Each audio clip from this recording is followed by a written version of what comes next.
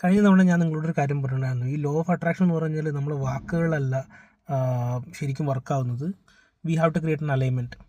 ഈ അലൈൻമെൻറ്റ് എന്ന് പറയുന്നത് എന്താണ്? നമ്മുടെ വൈബ്രേഷൻ ലെവൽ, ആ ഒരു നമ്മൾ ഉദ്ദേശിക്കുന്ന എന്ത് എനർജിയാണോ നമുക്ക് വേണ്ടത് ആ എനർജി ലെവലിലേക്ക് നമ്മൾ കൊണ്ടുവരുമ്പോഴാണ് നമുക്ക് കാര്യങ്ങൾ കൃത്യമായിട്ട് വർക്കൗട്ട് ആവുക. അതിന് നിങ്ങൾ ചെയ്യേണ്ട, അല്ലെങ്കിൽ ഇത് പ്രാക്ടീസ് ചെയ്യുന്ന ആൾക്കാർ ചെയ്യേണ്ട ഒരു കാര്യമുണ്ട്.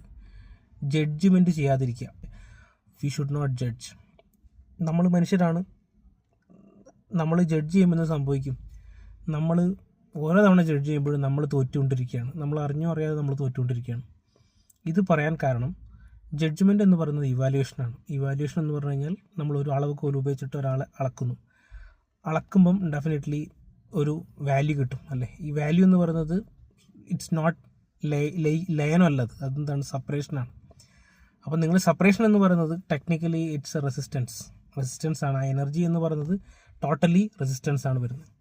റെസിസ്റ്റൻസ് എന്ന് പറഞ്ഞു കഴിഞ്ഞാൽ എന്താണ്? തീർച്ചയായിട്ടും നമ്മളിലേക്ക് വരുന്ന അബണ്ടൻസിനെ ബ്ലോക്ക് ചെയ്യുന്ന, നമ്മുടെ ഗ്രോത്തിനെ ബ്ലോക്ക് ചെയ്യുന്ന ഒരു ബ്ലോക്കിംഗ് ഫാക്ടറാണ്. ലോ ഓഫ് അട്രാക്ഷൻ നമ്മൾ റെസിസ്റ്റൻസിലേക്ക് നമ്മൾ പോകുമ്പോൾ എന്ത് ചെയ്യും? നമ്മുടെ വൈബ്രേഷൻസ് കുറയുമ്പോൾ എന്ത് ചെയ്യും? ഓട്ടോമാറ്റിക്കലി നമ്മൾ വിചാരിച്ച കാര്യം നമ്മളിലേക്ക് നടക്കില്ല.